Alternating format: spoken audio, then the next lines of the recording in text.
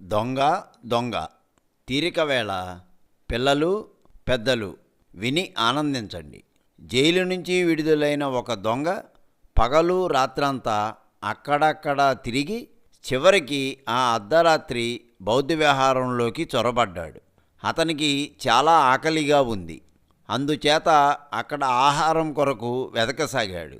చీకటిలో ఏదో వస్తువు అతని కాలికి తగిలి అలికిడయ్యింది. ఆ శబ్దానికి అక్కడ నిద్రలో ఉన్న శిష్యులంతా లేచి దొంగ దొంగ అంటూ అతన్ని పట్టుకుని బంధించారు. ఆచార్యుడు వారినందరినీ మందలించి ఆ దొంగను విడిచిపెట్టి సుష్టుగా భోజనం పెట్టించాడు. ఆ రాత్రికి విశ్రమించి మరునాటి ఉదయం వెళ్ళమని ఆ దొంగకు చెప్పి మరలా ఆచార్యునితో సహా అందరూ నిద్రించారు. దొంగ అక్కడే పడుకున్నాడు. కానీ అతనికి నిద్ర పట్టలేదు. అతని దృష్టి అంతా తాను తినిన పళ్ళెం పైననే ఉంది. అంతా నిద్రించాలనుకున్న తరువాత ఆ దొంగ ఆ పళ్ళెం పట్టుకుని ఉడాయించాడు.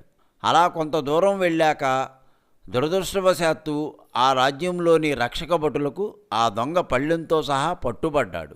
వారు అతనిని రాజుగారి ముందు ప్రవేశపెట్టారు. మహారాజు బౌద్ధాచార్యుని పిలిపించి పళ్ళాన్ని ఆయన చేతికిచ్చి దొంగపైన ఉన్న ఆరోపణను చెప్పాడు.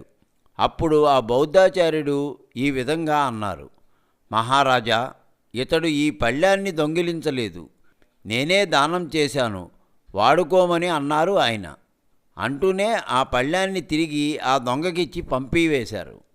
దొంగ ఆ దెబ్బతో పశ్చాత్తాపడి తన దొంగ బుద్ధిని మార్చుకుని వెంటనే ఆ బౌద్ధాచార్యుని పాదాలపై పడి క్షమించమని ప్రార్థించాడు హృదయపూర్వకంగా. బౌద్ధాచార్యుడు అతన్ని మన్నించి ఇట్లా బోధించాడు: దొంగతనం చేయకు, అది ప్రమాదకరమైనది. నాయనా, కష్టపడి చెమటోడ్చి సంపాదించుకో, అప్పుడు చాలకపోతే అడుగు. అంతేగాని దొంగగా ఎంతకాలం ఈ పని చేస్తావు? ఏదో ఒక రోజు పట్టుబడతావు. దానివలన తిరిగి జైలుకు వెళతావు. మనిషిలో పరివర్తన రావాలి అని ఆయన 4 మంచి మాటలు చెప్పి పంపివేశారు.